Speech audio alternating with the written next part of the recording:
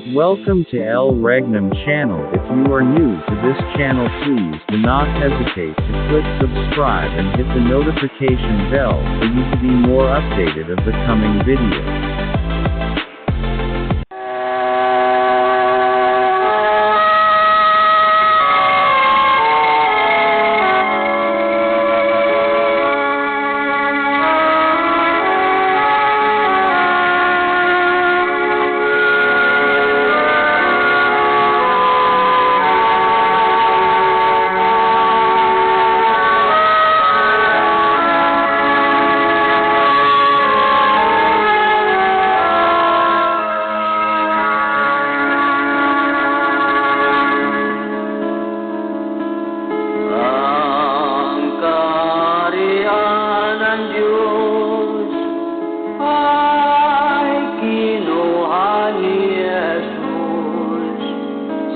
Lumang Jerusalem, sa bayang Huda Israel, kanyang ibinigay sa bansang nagbubunga sa Diyos na kay Kristo na pananampalataya. Ang kaharian ng Diyos ikinubli ni Jesus. Hanapin natin ang bagong Jerusalem. May palatandaan ang malayong silangan, mga puno ng dagat, itong bansang Pilipinas. Sa lupang inirang ang ating tahanan, doon si Kristo maghari na walang hanggan. Tayo'y umasa at sumampalataya. Doon wala nang gutom at wala nang pagluluha. Sa lupang inirang ang ating tahanan, doon si Kristo maghari na walang hanggan. Tayo'y umaasa at sumampalataya.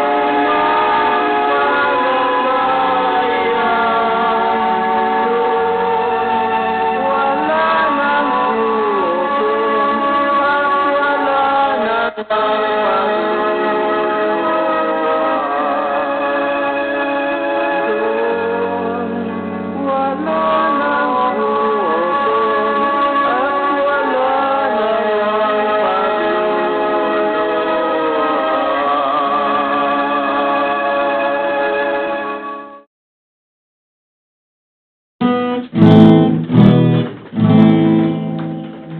Okay, mga kapatid, ganap na ang 2,000 taon na sukat ng panahon sa pagbabalik ni Kristo sa sanglibutan.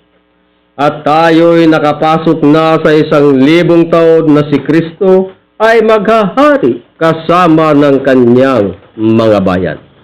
Para masubaybayan natin ang buong katotohanan na buo ang programa ng The Kingdom of God sa palatuntunang Consummatumes, na ang ibig sabihin ay natapos na ang lahat. Sabihin ko sa inyo na consumatum est, sapagkat natapos na ang mga gawain ng Diyos sa pagkatapos ng 2,000 taon ni Kristo, na ito rin ay pagkatapos ng 6,000 taon mula nang nagkasala si Adam. Sa ika-6,000 taon ay natapos ng Diyos ang kanyang gawang ginawa. At sa ika-7,000 taon, siya ay nagpahinga. Gayon din sa pangalawang sanglinggo, ay natapos na ang ika-6,000 taon at tayo'y narito na sa ika-7,000 taon na kapahingahan ng Diyos.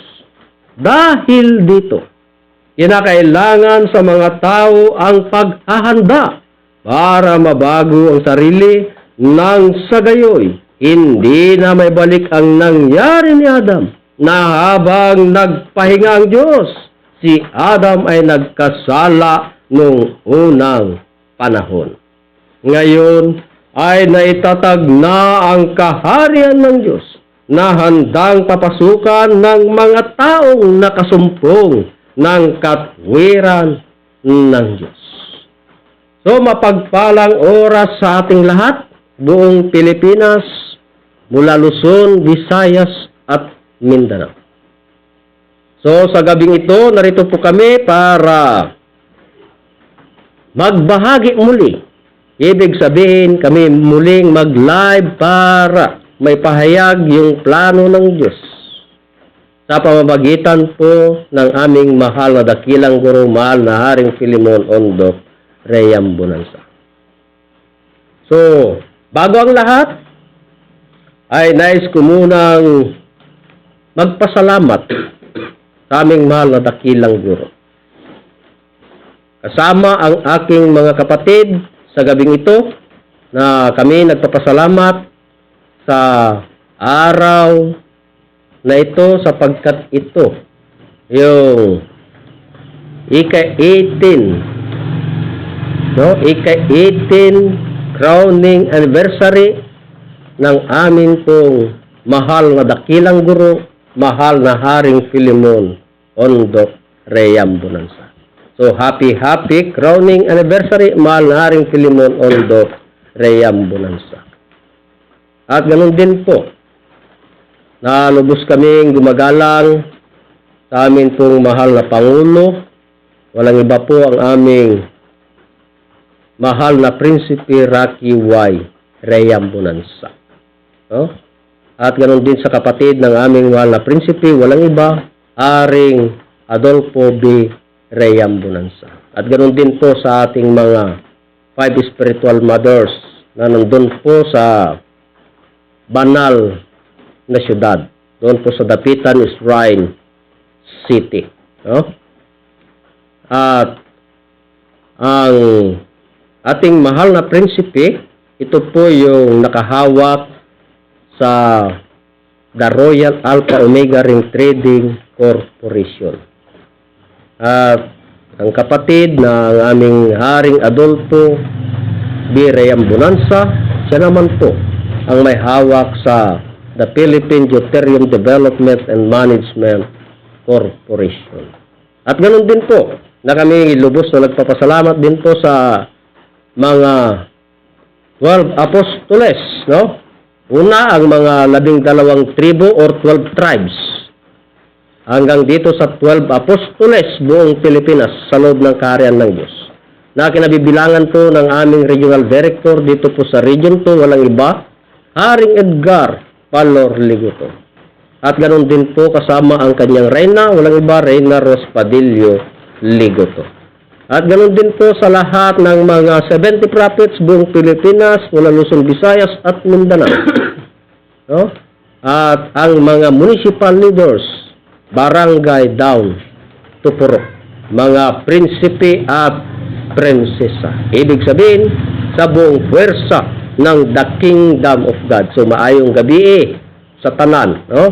Happy anniversary sa ating mahal na Haring Filemon Ondok Ream Bonanza. At ganoon din na bumabati kami sa mga kapatid na nasa ibang bansa na pinangunahan ng ating kapatid, walang iba, Reyna Shirley del Rosario. So, mapagpalang oras, Reyna, happy anniversary sa ating mahal na Haring Philemon Ondok Ream Bonanza sa pagkakorona noong taong 2005. So, mayroon ng 18 years, no? At ganoon din sa kapatid natin sa bansang Kuwait.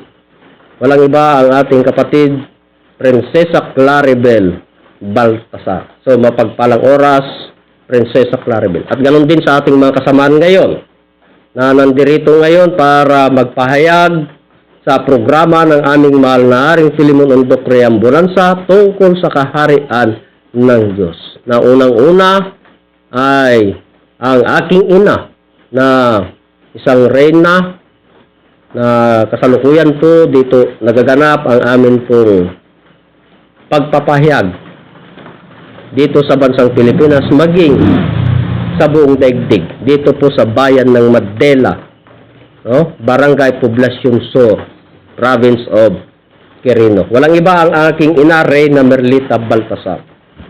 At kasama din po natin ang ating kapatid na galing pa sa Isabela, walang iba ang ating Reyna Gloria de Leon. At ganun din sa ating kapatid na kasama ng ating Reyna Gloria, walang iba, Haring Ramel Tadya. At ganun din ang sa natin pang hari, walang iba, Haring Gerson del Rosario at Haring Nicomedes Rapio. At ganun din sa ating prinsipe, walang iba, Prinsipe J.B. Sales. Yan po ang ating mga kasamahan sa gabing ito para magpahayag at magbalita ng mga magagandang balita ayon sa kagustuhan ng Diyos. Dito pa rin sa loob ng kaharian ng Diyos.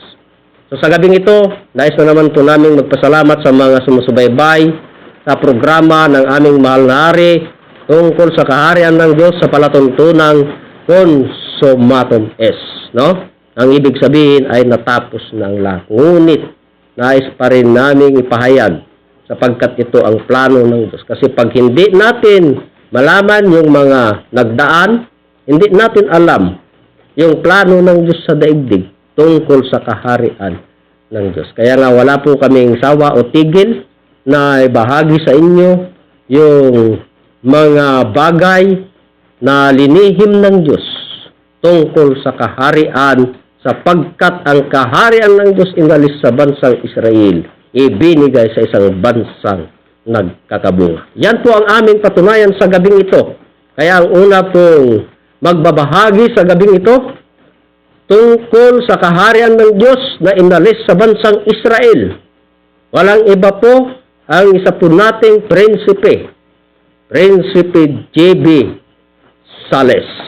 Kaya gagamit po tayo ng blackboard para masigit po natin maunawaan. So inuulit ko, ay nagpapasalamat ng pasasalamat sa inyo higit sa lahat sa aming mahal na Haring Philemon Ondok Ream Bonanza. Okay, so sa gabing ito, umpisan po natin ang pagpahayag tungkol sa kaharian ng Diyos. Walang iba, Prinsipe J.B. Sales. Okay.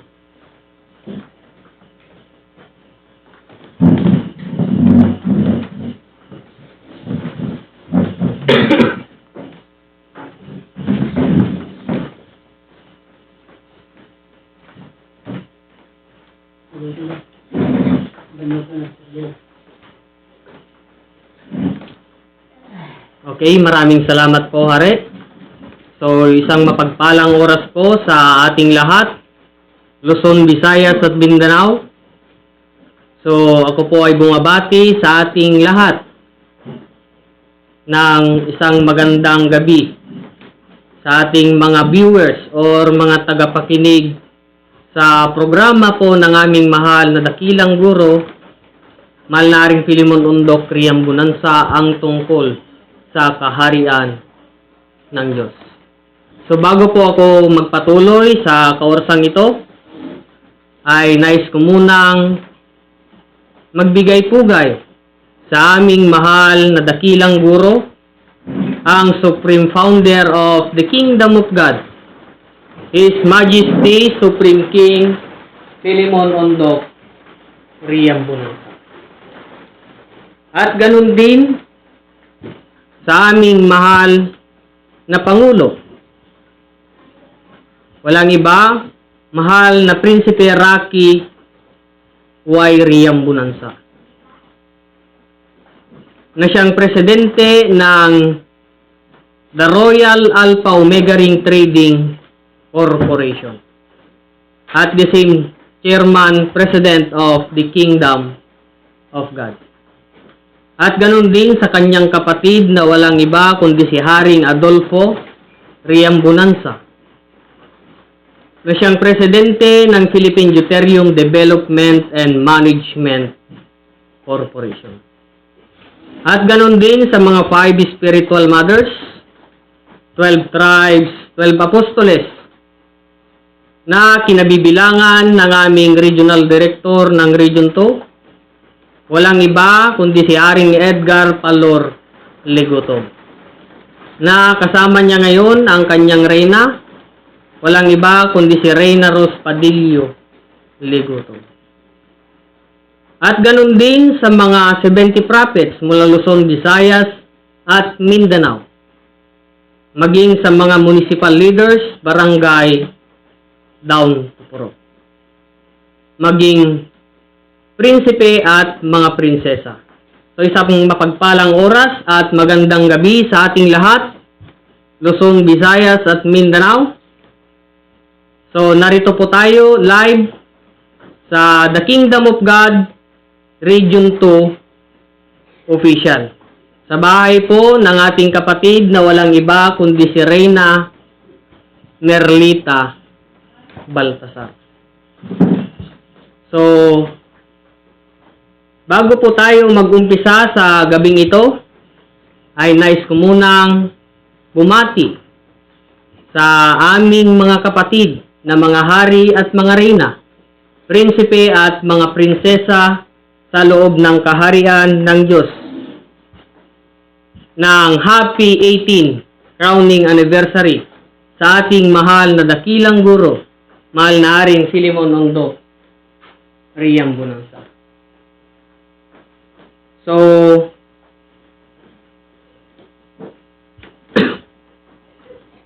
ayon po sa pag-uusapan po natin ngayong gabi, mga kapatid, ay ang tungkol sa kaharian ng Diyos. Ang kaharian ng Diyos ay hindi po ito sekta. Ito po ay gobyerno ng Diyos. Ang kaharian ng Diyos po ay hindi po ito sectarian, non-politician, non-religious, non-prophet, and non-racial. So ito po ay gobyerno ng Diyos. The Kingdom of God, or ang kaharian ng Diyos.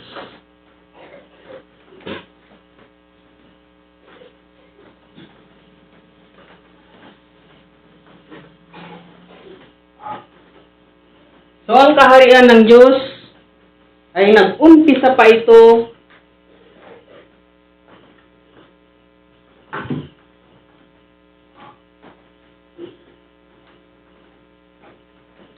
sa panahon ni Propeta Samuel sa bansang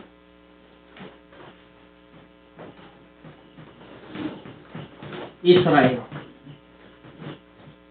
Ang kaharian ng Diyos ay nag-umpisa sa bayan or sa bansang Israel, na sa pamamagitan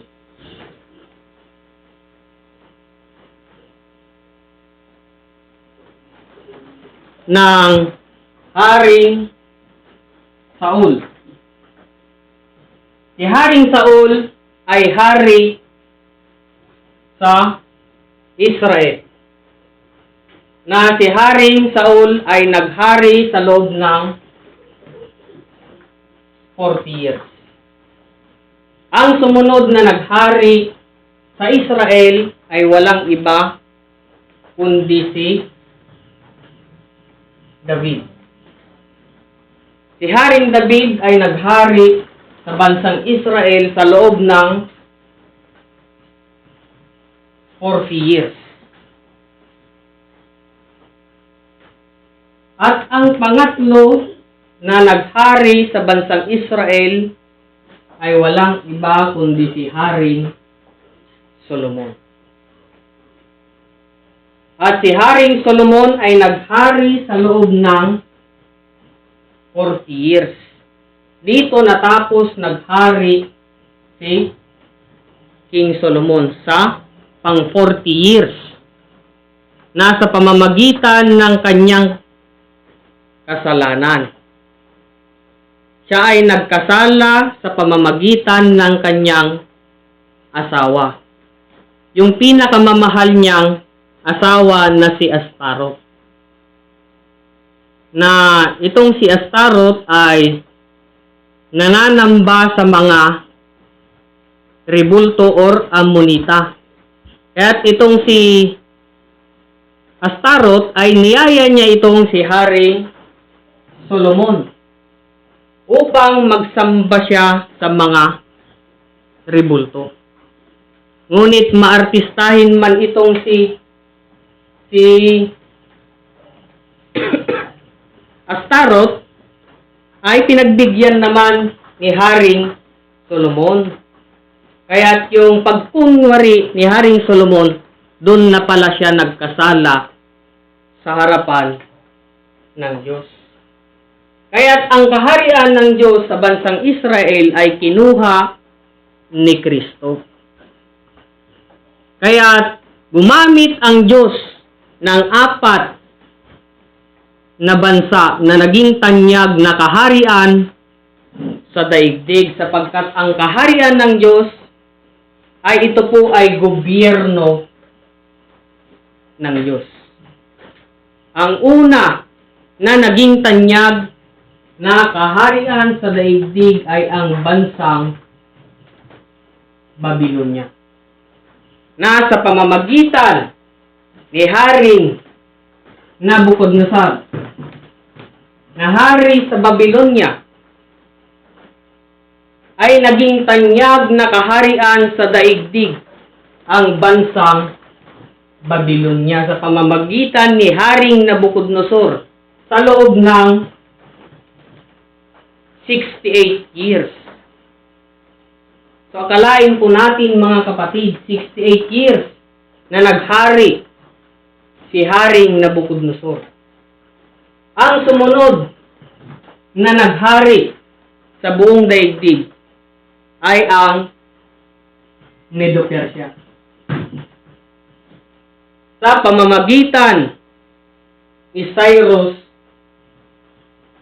the Great na hari sa Medo-Persia at naging tanyag na kaharian sa daigdig ang bansang Medo-Persia. Sa pamamagitan ni Cyrus the Great na hari sa Medo-Persia at ang Medo-Persia ay naghari sa loob ng 207 years sa buong daigdig. So ang pangatlo na naging tanyag na kaharian sa daigdig ay ang bansang Greece na sa pamamagitan ni Alejandro Magno na hari sa Gresya at naging tanyag na kaharian sa daigdig ang bansang Gresya sa loob ng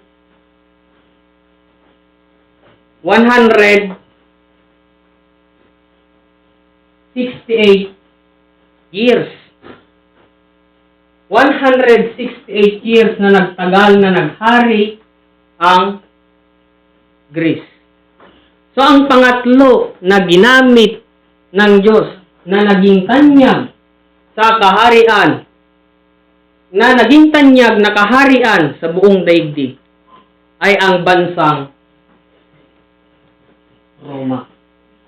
Nasa pamamagitan ng mga Cesar. At ang Roma ay naging tanyag na kaharian sa daigdig. At nagtagal naman naghari sa loob ng 644 years.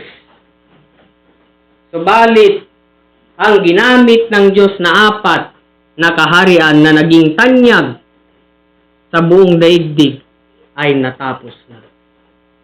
Kaya't ang tanong ko po sa inyo mga kapatid, nagpatuloy pa ba ang programa ng Diyos ang tungkol sa kaharian ng Diyos? Nagpatuloy pa ba mga kapatid? So nagpatuloy pa rin mga kapatid sa pamamagitan ni Panginoong Hesukristo. Na ano ba ang dala ng ating Panginoong Jesus doon sa bansang Jerusalem? Na kung ating basahin sa banal na kasulatan sa Lucas 4:43 kung ano ba yung mabuting balita ng ating Panginoong Hesukristo. So pakibasa nga po. So, ganitong mabasa ayon sa banal na kasulatan. Datapwat sinabi niya sa kanila, dapat namang ipangaral ko sa mga ibang bayan ang mabubuting balita ng kaharian ng Diyos, sapagkat sa ganito ay sinugo ako. So ayon po sa banal na kasulatan, napakinggan po natin na ang mabuting balita ng ating Panginoong Hesukristo ay ang tungkol sa kaharian ng Diyos or the kingdom of God. Ito po yung mabuting balita na binabalita niyo doon sa bansang Jerusalem. Ang tungkol sa kaharian ng Diyos. So ang tanong mga kapatid, tinanggap po ba ng mga tao ang dala ng ating Panginoong Hesukristo? So kung ating basahin, ayon sa banal na kasulatan, sa Lucas 13:34 hanggang 35, kung ito ba ay tinanggap ng mga tao? So, ganito po ang mabasa ayon po sa banal na kasulatan. O Jerusalem, Jerusalem, na pumapatay sa mga propeta at bumabato sa mga sinugo sa kanya. Makailang inibig kong tipunin ang iyong mga anak na gaya ng pagtitipon ng inahing manok sa kanyang sariling mga sisiw sa ilalim ng kanyang mga pakpak. At ayaw kayo? Sa 35, narito, sa inyo'y iniwang walang anuman ang inyong bahay.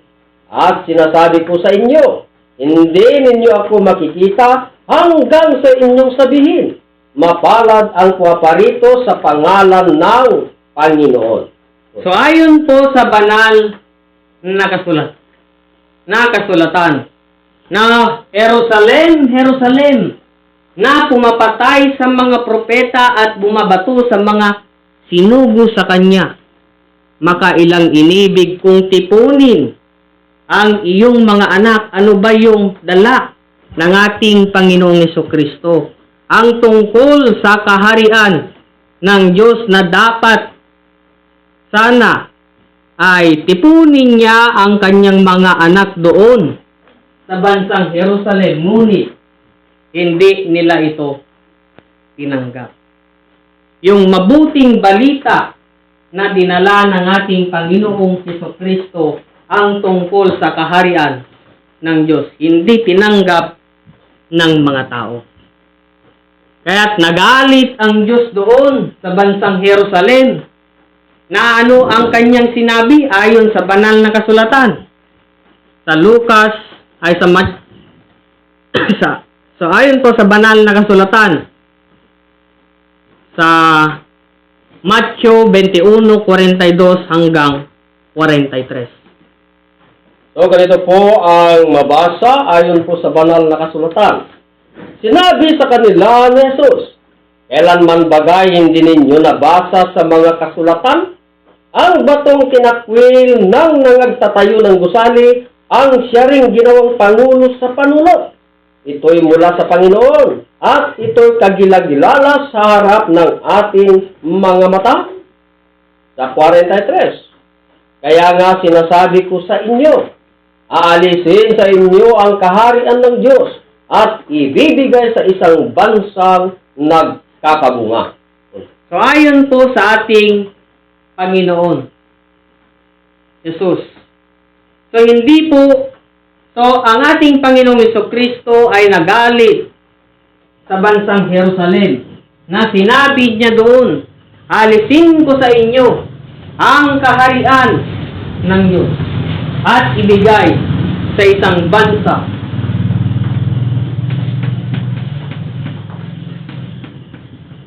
na nagkakabunga." Isang bansa na nagkakabunga. Ayon sa sinabi ng ating Panginoong Jesucristo na alisin ko sa inyo ang kaharian ng Diyos at ibigay sa isang bansa na nagkakabunga. Kaya yan po ang aking papatunayan sa inyo kung nasaan ang kaharian ng Diyos na inalis sa bansang Israel at ibinigay sa isang bansa na nagkakabunga. Na ayon po sa unang patotoo na mababasa po natin sa Matthew ay sa Henesis 25:23 hanggang 26. So, ganito po ang mabasa ayon po sa banal na kasulatan sa 23. "At sinabi sa kanya ng Panginoon, dalawang bansa ay nasa iyong bahay bata, at dalawang bayan ay papaghihiwalayin mula sa iyong tiyan. At ang isang bayan ay magiging malakas kaysa isang bayan, at ang matanda ay maglilingkod sa bata." Sa 24, "At nang matupad ang mga araw ng kanyang kapanganakan, narito't kambal sa kanyang bahay bata." Sa 25, "At ang unang lumabas ay mapula na buong kataway parang mabalahibong damit, at siya ay pinanganlang Isaw." Sa 26, "At pagkatapos ay lumabas ang kanyang kapatid, at ang kanyang kamay ay nakakapit sa sakong ni Isaw, at ipinanganlan sa kanya ay Jacob. At si Isaac ay may 60 taon na nang sila ipanganak ni Rebecca." So ayon po sa banal na kasulatan na si Rebecca ay magbuntis ng 2 bansa. So ang tanong mga kapatid, kung literal na babae si Rebecca, kaya niya bang magbuntis ng 2 bansa? So ang tanong ko po ganito mga kapatid, halimbawa, sa inyong mga kababaihan, kaya niyo po bang magbuntis ng 2 bansa? So, hindi pwede. Sapagkat 2 bansa, mga kapatid, kung literal man, mga kapatid, na babae, ang magbuntis ng 2 bansa. So, hindi po pwede.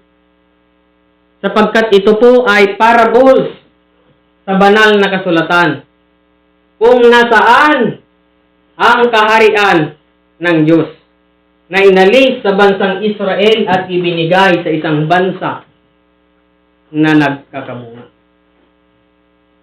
Kaya't nung dumating na ang panganganak ni Rebecca, ano ang kanyang magiging umadrona?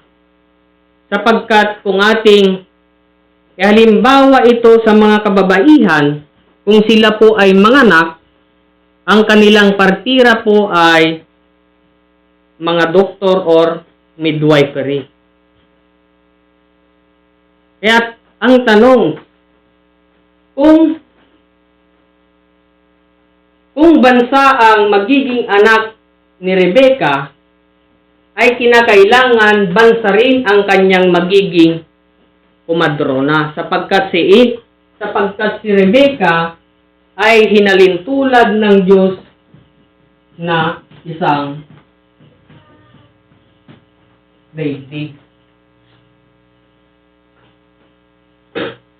So, ang umadrona ni Ina Rebecca ay ang bansang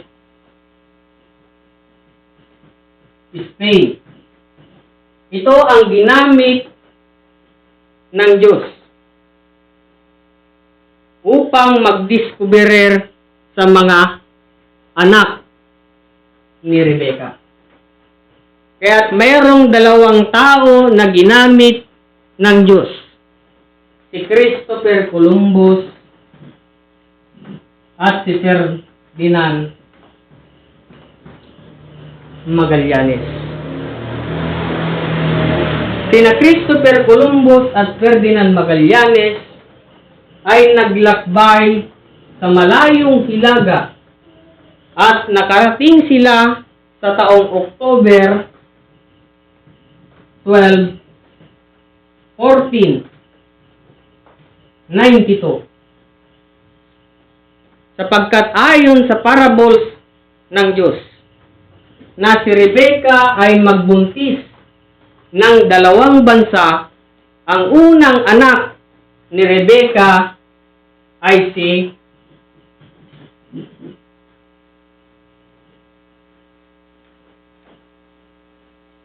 Esau. So, ang tanong mga kapatid, sino si Esau? So, ayon po sa banal na kasulatan, na mababasa po natin sa Genesis 36:8. So ganito po ang mababasa ayon po sa banal na kasulatan. At tumahan si Esau sa bundok ng Seir. Si Esau ay siyang Edom. So ayon po sa banal na kasulatan, na si Esau ay siyang Edom. So ano ba itong Edom, mga kapatid? Kung tayo po ay mag-research sa encyclopedia, ang Edom pala ay ang bansang Amerika. So ayon po sa parables sa banal na kasulatan, sapagkat si Rebecca ay magbuntis ng dalawang bansa, ang unang anak ni Rebecca ay walang iba kundi si Esau na siyang Edom, na siyang bansang Amerika.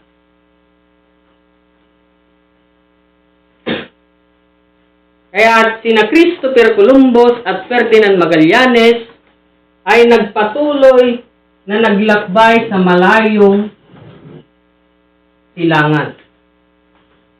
At nakarating sila sa taong March 16, 1521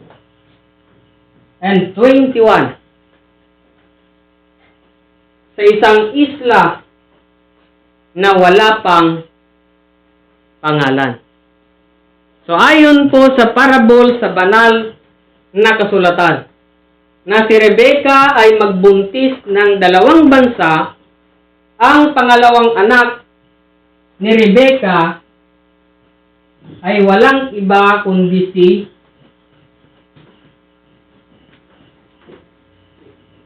Jacob. So, sino si Jacob? Ayon sa banal na kasulatan na mababasa po natin sa Genesis 32:28. So ganito po ang mabasa ayon po sa banal na kasulatan. At sinabi niya, hindi na tatawaging Jacob ang iyong pangalan, kundi Israel, sapagkat ikaw ay nakipagpunyagi sa Diyos at sa mga tao, at ikaw ay nanaig. So, ayon po sa banal na kasulatan, na si Jacob ay hindi na tatawaging Jacob ang iyong pangalan, kundi Israel. Sapagkat ikaw ay nakipagpunyagi sa Diyos at sa mga tao, at ikaw ay nanaig. So, ayon po sa ating dalawang discoverer na sina Christopher Columbus at Ferdinand Magallanes, sapagkat ang kanilang nadiskubre na isang isla na wala pang pangalan ay umuwi sila sa bansang Spain upang ipagbigay alam sa kanilang hari na si King Philip II. Ang kanilang nadiskubre na isang isla na wala pang pangalan. Kaya sinabi ng kanilang hari doon sa bansang Spain na si King Philip II ay isunod nyo sa aking or ihangon nyo ito sa aking pangalan. Kaya sina Christopher Columbus at Ferdinand Magallanes ay bumalik sa isang isla na wala pang pangalan at ito'y pinangalanan nilang Pilipinas. Ayon sa parabol sa banal na kasulatan na si Rebecca ay magbuntis ng dalawang bansa, ang pangalawang anak ni Rebecca ay si Jacob na siyang Israel na siyang bansang Pilipinas. Na ayon pa sa banal na kasulatan, sapagkat ang kaharian ng Diyos ay inalis sa bansang Israel at ibinigay sa isang bansa na nagkakabunga. Kaya't nais pa nilang gawing Kristiyanong paniniwala ang bansang Pilipinas. Kaya't sa taong April 14, 1521,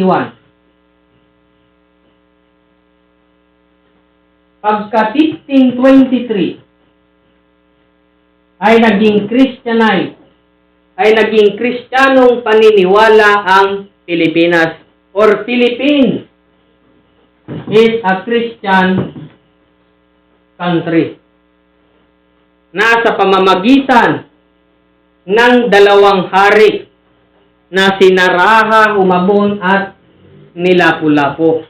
Kaya naging Kristiyanong paniniwala ang bansang Pilipinas na binautismuhan pa ito ni Father Pedro Valderrama na Philippines is a Christian country. Kaya ayon sa parables ng Diyos na si Rebecca ay magbuntis ng dalawang bansa, ang unang anak ni Rebecca ay ang bansang Amerika. Ang pangalawang anak ni Rebecca ay ang bansang Pilipinas, na ayon sa parables ng Diyos. So, balikan po natin ang nakasulat sa banal na kasulatan na bakit malakas, mapula, mabalahibo, at maglilingkod sa bata. So, So, ang tanong mga kapatid, ang bansang Amerika po ba ay tunay na malakas? Sapagkat ito po ay parable sa banal na kasulatan. So, tunay po mga kapatid na ang bansang Amerika ay tunay na malakas sapagkat ang kanilang mga kagamitan ay tunay na mga malakas. At bakit mapula? Kung tayo po ay makakita ng isang Amerikano. So, tunay po na ang kanilang pangangatawan ay mapula. At bakit mabalahibo? Sapagkat kung sila ay masinagan ng araw, ang kanilang pangangatawan ay makikita ang kanilang mababalahibong damit. At bakit maglilingkod sa bata? Para matupad ang hula sa banal na kasulatan. At ang matanda ay maglilingkod sa bata.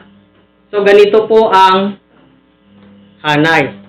Kaya sa taong 1945, ano po ang kaganapan sa taong ito?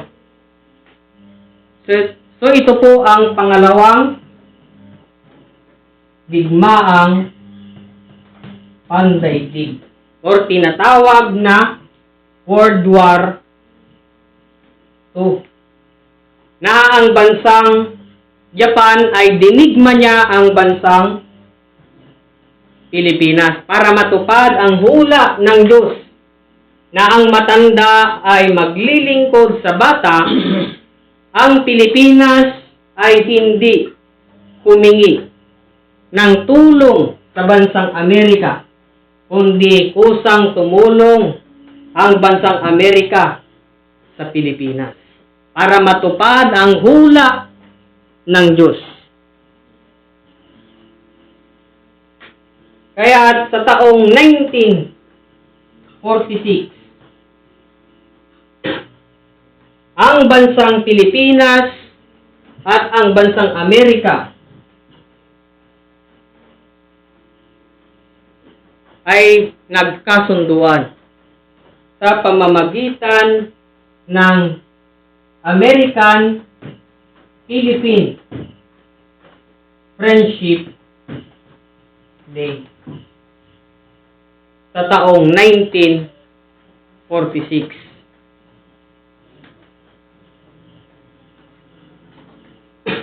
American-Philippine Friendship Day. Kung nasaan ang kaharian ng Diyos, sapagkat ang kaharian ng Diyos ay inalis sa bansang Israel at ibinigay sa isang bansa na nagkakabunga. At ayon po sa parables ng Diyos, na si Rebecca ay magbuntis ng dalawang bansa. Ang unang anak ni Rebecca ay si Esau, na siyang Edom, na siyang bansang Pilipinas. Ito po, na bansang Amerika. Ito po ang unang anak ni Rebecca, bansang Amerika. Ang pangalawang anak ni Rebecca ay walang iba kundi si Jacob, na siyang Israel, na siyang bansang Pilipinas. Pangalawang anak ni Rebecca, bansang Pilipinas. Kaya ito po ang aking tinalakay sa kaorasang ito, kung nasaan ang kaharian ng Diyos. Na dalawang bansa ang ginamit ng Diyos. Ang bansang Amerika at ang bansang Pilipinas. Na ayon sa Discoverer, sa mga anak ni Rebecca. So, ito po ang aking tinalakay sa kaorasang ito. So, ako po'y nagpapasalamat sa ating lahat mula Luzon, Visayas at Mindanao at higit sa lahat sa ating mga tagapakinig na sumusubaybay sa programa ng The Kingdom of God sa palatuntunang Consumatomes. Ako po'y nagpapasalamat sa inyo sa walang sawang pagsubaybay ng programa ng Diyos dito sa ating daigdig. Kaya ako'y nagpapasalamat sa aming mahal na dakilang guro na siyang nagbigay sa amin ng wisdom upang ibahagi din po namin ito sa lahat ng mga gustong makinig ng programa ng Diyos dito sa ating daigdig. So kayo nagpapasalamat sa ating mahal na dakilang guro, walang iba, ang Supreme Founder of the Kingdom of God, His Majesty Supreme King Philemon Ondok Priambonanza. At ganoon din sa aming mahal na Pangulo, the same time Chairman President, walang iba, mahal na Prinsipe Rocky Riambonanza. At ganoon din sa aming Regional Director ng Region 2, walang iba, Haring Edgar Palor Ligotong. So isang mapagpalang oras at magandang gabi sa ating lahat, Luzon, Visayas at Mindanao. So ang susunod po, upang makakita sa kaharian ng Diyos, ipanganak muli ng tubig at ng Espiritu. Kung di natin sundin ang payo ni Jesus, hindi makapasok sa kaharian ng Diyos. Ang katotohanan, kalayaan ng tao, ito'y nagbibigay ng sagana at habang buhay. Magsisamba tayo sa Diyos Espiritu, ang kaharian niya ay mamanahin natin.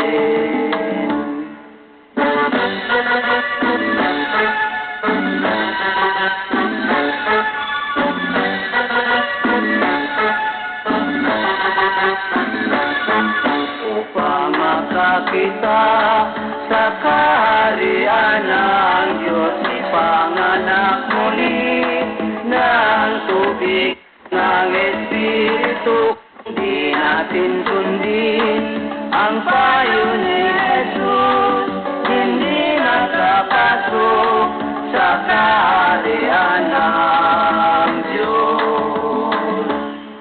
Ang katotohanan, kalayaan ng tao, ito'y nagbibigay ng sagana at habang buhay. Magsisamba tayo sa Diyos Espiritu,